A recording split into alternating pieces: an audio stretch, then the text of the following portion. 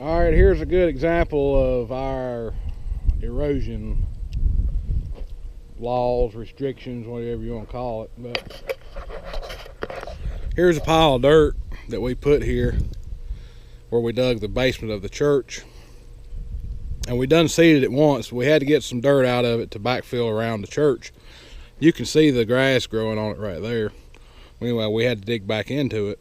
Well, it ain't been that long since we dug into it, but they've already been asking us to reseed this. Even though we got to get more dirt out of it probably in the next few weeks, and there's silt fence around the back side of it. It don't matter. We still gotta fix it and seed it. So it's basically straight walled right here. So I'm going to get the excavator and I'm going to kind of round it back off a little bit, make it look like something decent where seed will stay on it. And then I'm going to seed it by hand, and I'm going to bring a big John Deere and a hay buster out here, and I'm going to blow straw on it.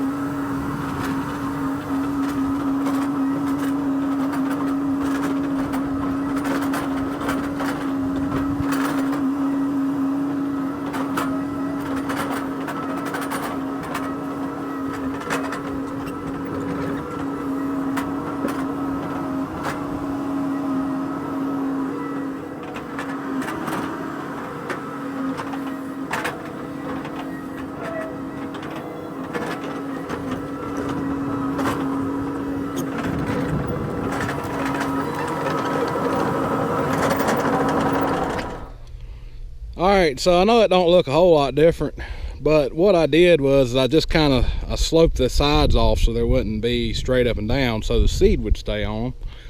And the rest of it's going to be just fine. It don't have to be perfect for putting seed on it and letting grass grow temporarily, because all that dirt, most of that dirt's going to leave here eventually. So I'm going to mix up some seed, and I'll seed it, and then we'll go get the tractor. Alright, so I got a brand new hand seeder here, and look at me pouring seed everywhere. Somebody left the zipper open. We got a 5-gallon bucket. Now, what we like to do, and it works pretty good, this is Kentucky 31 fescue right here, and I'll put about 80% of that in the bucket, and then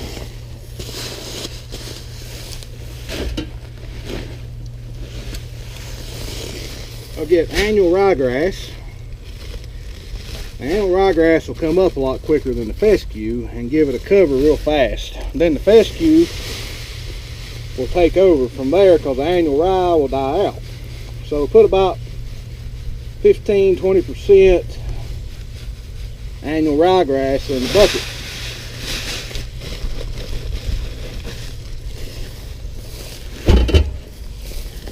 Then mix it up.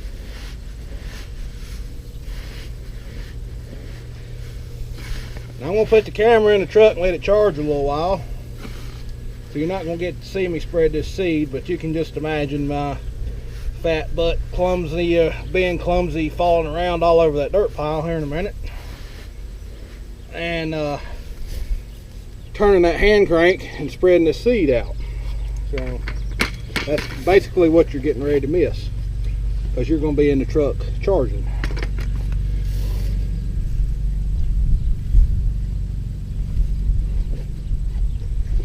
Brand new seeder ain't got stiff yet, trying to fall over. This is a little easier if you got somebody to help you.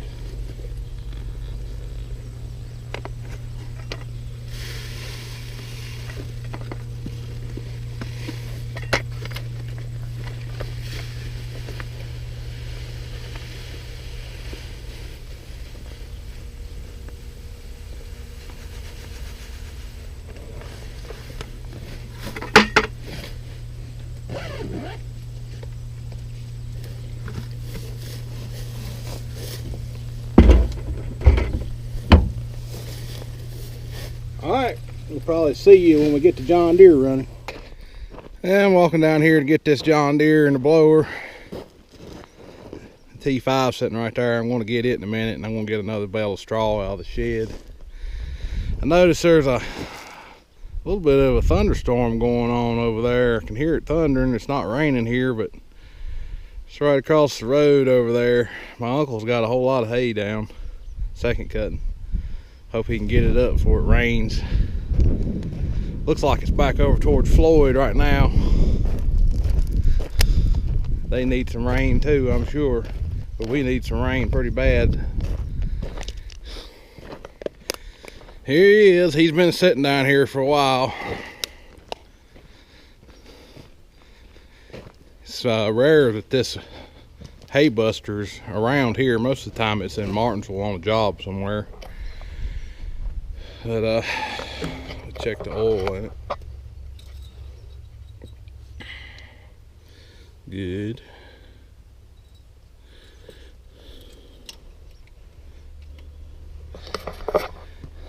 The Teagle is still down there on the job. The little Teagle straw blower. I need to show y'all that thing. It's not nearly as nice a straw blower as this one is. It'll only handle one bale at a time. This one handle 2 bales at a time. And we put the net and all in this blower. You got to take the net off the one for the Teagle, or it'll just wad up in it. This one we just cleaned the net out of it has a swing hammer drum on it to cut the straw, and we just cleaned the net off of that swing hammer drum occasionally. You get about a 33 gallon garbage bag full of net off of it. It takes about an hour or so, but it's still when you're out there blowing straw on the side of the road or something, it's a little easier just to put the whole bale of straw and net and everything in there than trying to get in and out every time and get it off.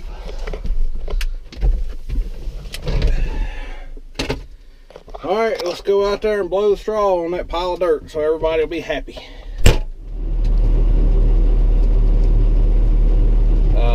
Houston, we have a problem. I cranked the tractor cranked right up, just like nothing. Everything was just perfectly fine. I put the main control lever in gear, and I went to put this in gear, and it won't go in gear. Don't matter if I got the clutch in, clutch out. So I thought, well, what's going on? Well, I look up here and I notice that my instrument cluster is blank. Nothing's on the instrument cluster. The air conditioning fan don't run. I don't have any electrical to anything. I'm not sure what's going on. The signal lights work, the flashers, but nothing else works. So I guess I'm gonna have to try to figure that out before I do anything. Put it back in park. I know the fuse box is over here. I guess that'll be the first thing I do, is just go through all the fuses and make sure they're all right, because I'm not sure what's going on. They backed it in here and everything was fine. I didn't park it here, but I'm sure my dad did. All right, well, give me a few minutes here, see if I can figure out. Wait a minute. It just automatically, it just come on by itself. Everything, the air conditioner just started working and everything. That's kind of strange. Maybe one of you guys run into that before and give me a pointer. Alright, I'm going to pull out of the shed. I'm going to put a straw bale on the back with the T5, and then we'll hit the road.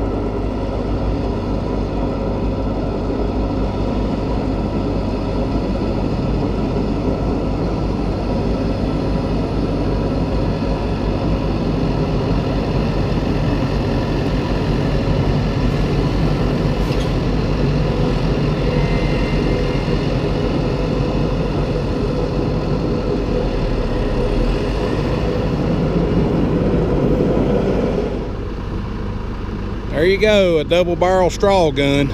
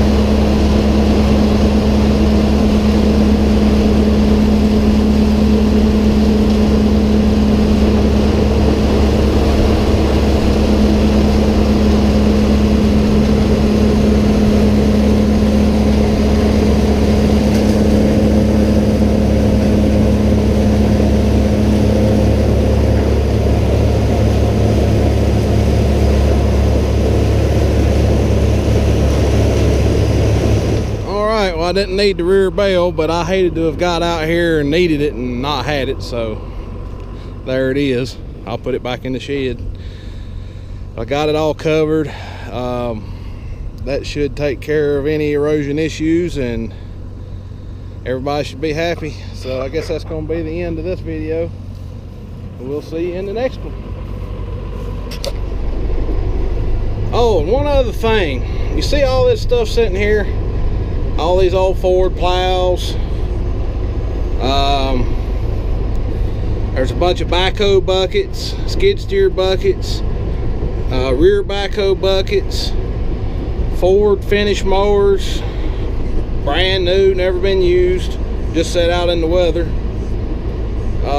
Right here is a Ford, well, actually it's a New Holland 930B finish mower. And then here's a smaller one. But all this stuff is for sale. And there's a lot of stuff in this building right here. This used to be Meadows of Dan Farm Service, and it was a New Holland dealership. It no longer is a New Holland dealership. This is where I used to buy my tractors and equipment and get parts, and it's just a couple miles from my house. And now the dealer I'm using is about an hour and 15 minutes away, which they're a very good dealer too.